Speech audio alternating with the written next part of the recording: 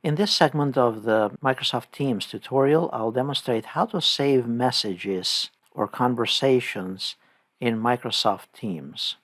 So let's say we have a team and there are lots of conversations going on. However, certain conversations, then we want to make sure that we have saved them.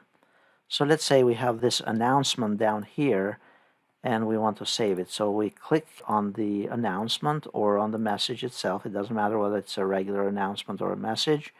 And then click on the three dots on More Options on the top right, and then click on Save this message. Then go to another channel, let's say, and pick a message and save that message as well.